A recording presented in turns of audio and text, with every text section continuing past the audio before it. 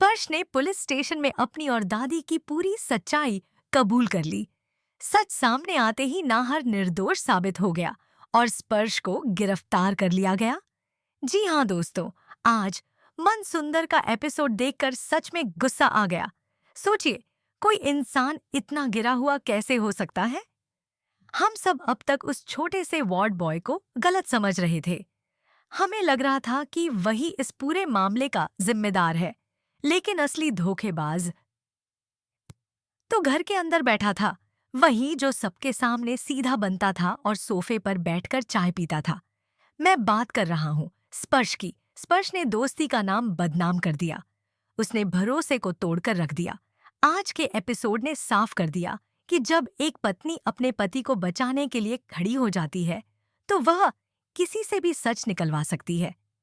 आज आपने देखा कि रूही को अब स्पर्श पर पूरा शक हो चुका था। उसने मन ही मन तय कर लिया कि नाहर जी के मामले में अब वह किसी पर भरोसा नहीं करेगी, चाहे वह स्पर्श ही क्यों न हो। रूही ने बड़ा जोखिम उठाया। उसने स्पर्श के घर की तलाशी लेने का फैसला किया। उधर स्पर्श को लगा कि उसकी चाल सफल हो गई है और अब वह रूही को हमेशा के लिए अपने कब्जे में कर लेगा। लेकिन रूही ने ऐसा दांव खेला कि पूरे गोयंका परिवार की आंखें खुल गईं। असल खेल तब शुरू हुआ जब रूही ने चालाकी से स्पर्श को बेहोशी वाला जूस पिला दिया। जैसे ही वह गहरी नींद में गया, रूही ने उसके कमरे की बारीकी से तलाशी ली। हर दराज, हर अलमारी, हर कोना उसने चेक किया। तभी उसे एक कैबिनेट के पीछे छिपा हुआ काला बैग मिला। वह बैग देखकर ही उसे समझ आ गया कि इसमें कुछ बड़ा राज छिपा है। जैसे ही रूही ने बैग खोला, उसके होश उड़ गए। अंदर वही कफ लिंक रखा था जिसे उसने उस दिन वार्ड बॉय के घर के बाहर देखा था। वही कफ लिंक उसने स्पर्श के हाथ में वीडियो कॉल के दौरान भी नोटिस किया था। अब तस्वीर साफ थी। यही सबसे बड़ा सबूत था। इसका मतलब साफ था कि स्पर्श ने ही नाहर को फंसाया और शीतल को जहर दिया। लेकिन कहानी यहीं खत्म नहीं हुई। क्लाइमेक्स तब आया जब स्पर्श की नींद खुल गई और उसने रूही का हाथ पकड़ लिया। उसने बेहयाई से कहा कि उसने यह सब सिर्फ रूही को पाने के लिए किया।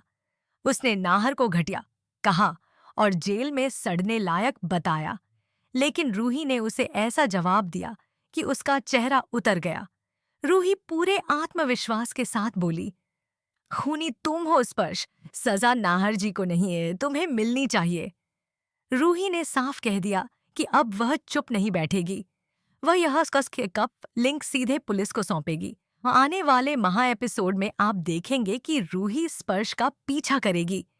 वह उसकी हर हरकत पर नजर रखेगी और उस अंधेरी कोठरी तक पहुंचेगी जहां शायद शीतल को अभी भी छिपा कर रखा गया है। रूही इस पूरी सच्चाई को अपने फोन में रिकॉर्ड करेगी और सही वक्त का इंतजार करेगी। सबसे बड़ा ड्रामा कोर्ट रूम में होगा, जब जज साहब नाहर को उम्र कैद की सजा सुनाने के लिए पेन उठाएंगे। उसी समय रूही और जूही अदालत का दरवाजा खोलकर अंदर आएंगी।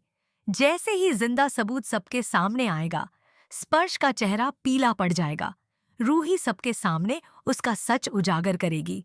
नाहर बाइज्जत बरी होगा और स्पर्श को पुलिस पकड़कर ले जाएगी और वह दादी, जो अब तक रूही को मनहूस और डायन कहकर घर से निकाल रही थी, वही दादी रूही को घर की असली ताकत मानेगी। हालात पूरी तरह बदल जाएंगे। तो दोस्तों, आप क्या सोचते हैं? क्या स्पर्श को उसके केस के केसे की कड़ी सजा मिलनी चाहिए? अपनी राय कमेंट बॉक्स में जरूर लिखें।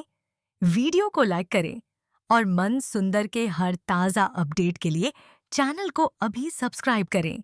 मिलते हैं अगले बड़े अपडेट के साथ। जय हिंद।